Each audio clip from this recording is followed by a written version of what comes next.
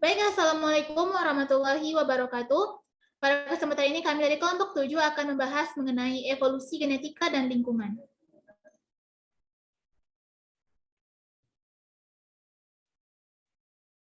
Kami di kelompok 7 beranggotakan saya sendiri Lucy Anggraini dan rekan saya Tasya Nofriyanti. Pada kesempatan kali ini kita memiliki 6 pokok bahasan, yaitu ada mengenai teori evolusi, yang kedua mengenai genetika, yang ketiga mengenai lingkungan, yang keempat mengenai evolusi dan genetika, yang kelima mengenai lingkungan dan genetika, yang keenam mengenai evolusi dan lingkungan. Baiklah, sebelum kita bahas mengenai satu persatu topik tersebut, terlebih dahulu kita harus mengetahui apa itu evolusi. Evolusi sendiri mengkaji segala bentuk perubahan yang terjadi secara bertahap dalam jangka waktu tertentu dan diturunkan kepada generasi berikutnya dalam skala populasi. Perubahan yang terjadi ini tidak terlepas dari genetik yang mengendalikan genotip dan yang akan terimplementasi pada fenotip.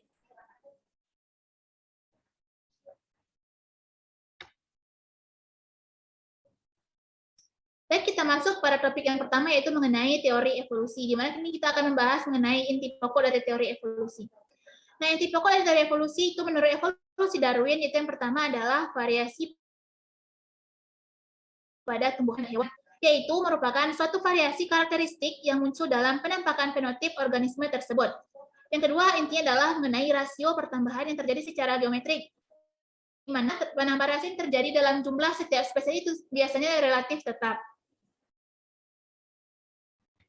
Yang ketiga adalah mengenai struggle for existence, atau bisa disebut juga sebagai usaha yang keras untuk bagi individu untuk bertahan.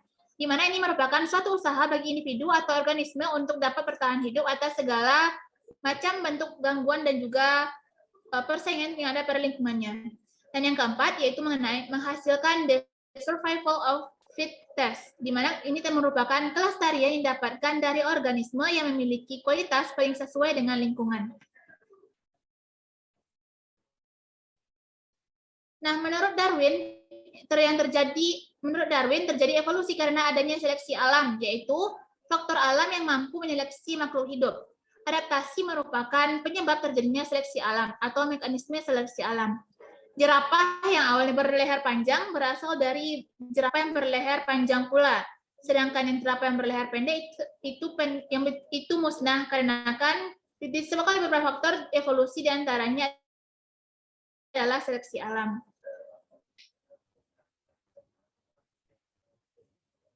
Nah, mengenai evolusi ini juga terdapat dalam Al-Quran, di mana terdapat dalam surah Al-An'am ayat 133, jelaskan bagaimana Allah berkuasa dalam menyeleksi makhluk hidup agar kita dapat mengambil pelajaran dalamnya. Di mana arti dari surah Al-An'am ayat 133 ini adalah yaitu, dan Tuhanmu Maha Kaya lagi mempunyai rahmat. Jika Dia menghendaki, niscaya Dia memusnahkan kamu dan menggantimu dengan siapa yang dikehendakinya setelah kamu musnah, sebagaimana Dia telah menjadikan kamu dari keturunan orang-orang lain.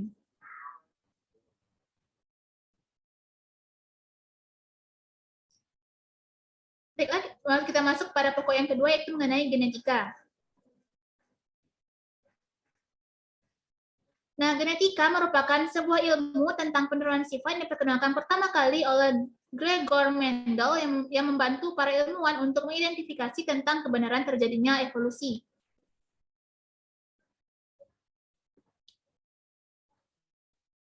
Nah, beberapa hal yang harus kita pahami mengenai genetika dan evolusi itu yang pertama, dalam genetika dibahas variasi genetik sebagai salah satu faktor penyebab evolusi, di mana variasi genetik dalam populasi merupakan gambaran dari adanya perbedaan respon individu-individu terhadap lingkungan adalah seperti bahan dasar dari perubahan adaptif. Nah, sejumlah populasi terdiri dari sejumlah individu. Dengan adanya kekecualian, maka tidak ada dua individu yang serupa. Dengan demikian, populasi terdiri dari sejumlah individu yang memiliki sifat penting tetapi tetap berbeda satu sama lain dalam berbagai hal.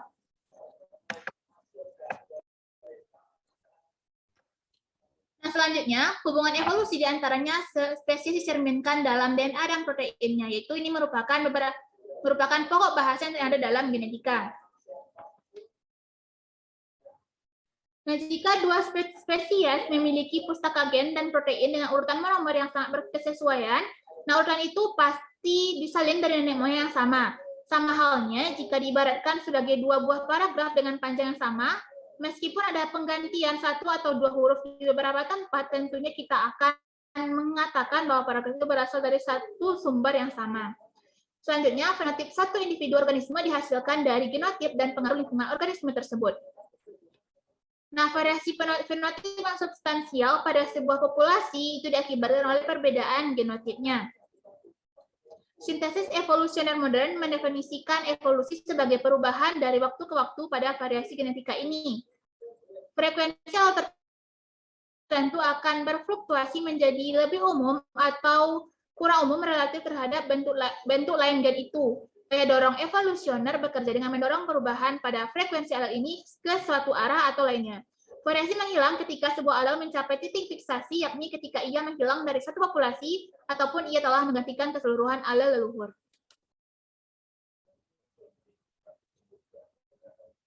Next ya. Nah, variasi ini berasal dari mutasi bahan genetika, di mana itu berupa migrasi antar populasi atau aliran gen, dan perubahan susunan gen melalui reproduksi seksual.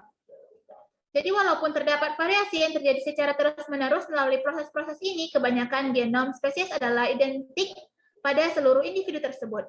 Namun, bahkan perubahan kecil pada genotip dapat mengakibatkan perubahan dramatis pada fenotipnya. Misalnya, simpanse dan manusia hanya berbeda pada 5% genomnya.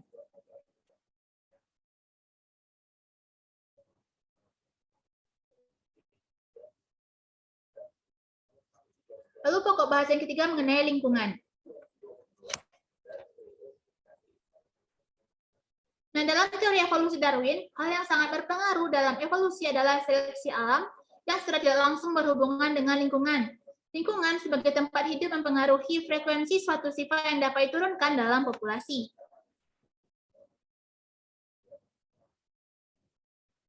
Selanjutnya adalah mengenai seleksi alam. Seleksi alam sendiri merupakan sebuah keberhasilan yang berbeda dalam reproduksi, yaitu kemampuan individu yang tidak sama untuk bertahan hidup dan bereproduksi. Seleksi alam terjadi melalui suatu interaksi antara lingkungan dan keanekaragaman yang melekat di antara individu, organisme yang menyusun suatu reproduksi.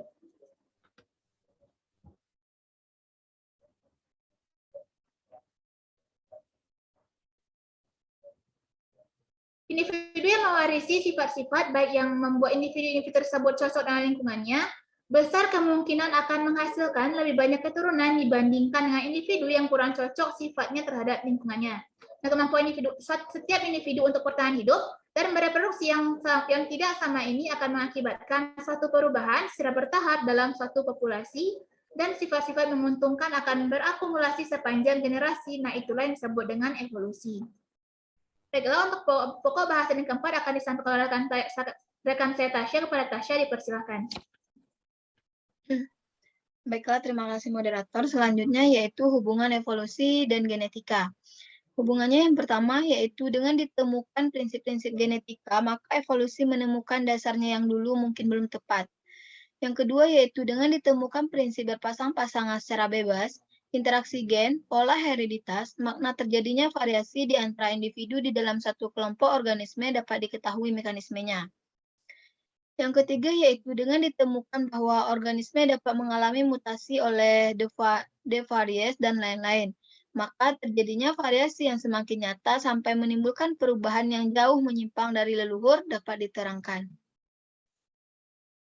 Yang keempat yaitu begitu juga dengan teori mutasi ini, de Vries dapat membedakan variasi yang timbul karena perbedaan faktor lingkungan dan variasi karena perbedaan susunan faktor genetika. Yang kelima juga diketahui jenis variasi genetis yang berperan di dalam evolusi dan variasi genetika yang akan dikenali oleh seleksi alam. Yang keenam, berdasarkan mekanisme seleksi alam terhadap individu A. Weismann tahun 1834 sampai tahun 1914, memberi batasan terhadap evolusi sebagai gejala seleksi alam terhadap faktor-faktor genetika. Yang ketujuh yaitu dengan ditemukan hukum perbandingan komposisi genetis populasi oleh Hardy Weinberg tahun 1908, maka dapat diketahui bahwa perbandingan genetis dalam populasi dapat berubah dari generasi ke generasi. Adapun yang kedelapan, yaitu dengan diketahui prinsip perubahan perbandingan genetis di dalam populasi ini, orang menyusun teori evolusi modernnya yang menjelaskan bahwa evolusi adalah perubahan komposisi genetis dalam populasi. Yang kesembilan, seleksi buatan merupakan suatu aplikasi genetika dalam rangka memperoleh jenis-jenis tanaman dan hewan-hewan yang lebih unggul. Dengan cara ini, manusia telah mendorong terjadinya proses evolusi dalam waktu yang relatif singkat. Selanjutnya yaitu lingkungan dan genetika. Dulu orang menganggap bahwa perubahan yang terjadi pada sel-sel tubuh makhluk hidup akibat perubahan lingkungan diturunkan kepada generasi berikutnya. Pandangan ini didasarkan kepada teori pangenesis atau butir. Apabila karena suatu perubahan lingkungan terjadi modifikasi terhadap organ tubuh, maka perubahan yang terjadi pada sel somatik itu akan menghasilkan benih yang berubah pula untuk dipakai membentuk gamet di dalam alat kelamin. Akibatnya, sifat yang diperoleh ini akan diturunkan kepada generasi berikutnya. Dengan demikian, pandangan ini sangat dekat dengan teori Lamarck dan jatuh kepada pandangan yang salah.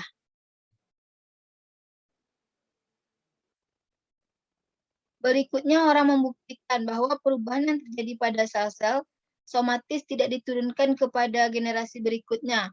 Sebagai contoh adalah hasil eksperimen dari yang pertama Weismann dengan potongan ekor tikus, yang kedua Pavlov dengan menggunakan lonceng untuk memanggil hewan, yang ketiga umat Islam yang sunat Rasul, yang keempat yaitu berbagai perubahan yang terjadi akibat latihan pada manusia dan hewan.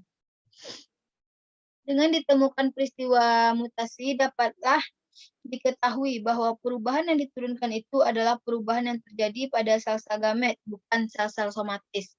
Sifat-sifat individu yang tampak ini adalah hasil pengaruh interaksi antara faktor lingkungan dan faktor genetik. Sebagai contoh adalah eksperimen yang dilakukan terhadap kelinci yang tidak mempunyai enzim penguraian pigmen dan terhadap kelinci yang mempunyai enzim penguraian pigmen. Selanjutnya yang keenam yaitu evolusi dan lingkungan. Adaptasi merupakan salah satu gejala hidup di mana makhluk hidup selalu menyesuaikan diri dengan lingkungannya. Dalam penyesuaian ini, makhluk hidup selalu mengalami perubahan. Makhluk hidup yang masih ada sekarang adalah makhluk hidup yang telah berhasil menyesuaikan diri dengan lingkungan. Adaptasi menurut Lamarck sebagai penyebab terbentuknya populasi yang sesuai dengan lingkungan adalah dapat dilihat sebagai bagian di bawah ini. Yang pertama yaitu populasi organisme dalam lingkungan yang sesuai membentuk populasi organisme baru sesuai dengan lingkungan. Dikarenakan adanya perubahan lingkungan, organisme dalam populasi akan beradaptasi sesuai dengan lingkungan. Selanjutnya, populasi organisme baru sesuai dengan lingkungan itu akan berlanjut ke bawah sampai populasi organisme yang jauh menyimpang dari moyangnya. Itu dikarenakan perubahan lingkungan, organisme dalam populasi akan beradaptasi sesuai dengan lingkungannya. Selanjutnya yaitu ada bagian adaptasi menurut Darwin sebagai pengaruh terbentuknya populasi baru adalah sebagai berikut. Bisa dilihat berdasarkan gambar yang terlihat. Selanjutnya adalah inti dari adaptasi menurut Darwin. Adaptasi terhadap lingkungan merupakan salah satu mekanisme alam. Contohnya adaptasi kupu-kupu biston di Eropa, adaptasi burung puyuh di sawah. Selanjutnya, gejala adaptasi dari resistensi terhadap rangsangan dari luar merupakan faktor-faktor yang besar peranannya dalam peristiwa seleksi alam. Contohnya, pengaruh antibiotika terhadap berkembangnya bakteri-bakteri yang resisten. Selanjutnya, seleksi alam merupakan faktor pengarah terhadap perkembangan makhluk hidup yang sesuai dengan alam lingkungannya. Contohnya adalah peranan dan penggunaan bermacam obatan terhadap berkembangnya makhluk hidup yang tahan terhadap obat-obatan itu. Mungkin sekian dari saya kembalikan kepada moderator. Baiklah, terima kasih Tasya. Baiklah, sekian penyampaian dari kelompok 7 mengenai evolusi genetika dan lingkungan. Mohon maaf apabila ada kesalahan. Saya sudah dengan Assalamualaikum warahmatullahi wabarakatuh.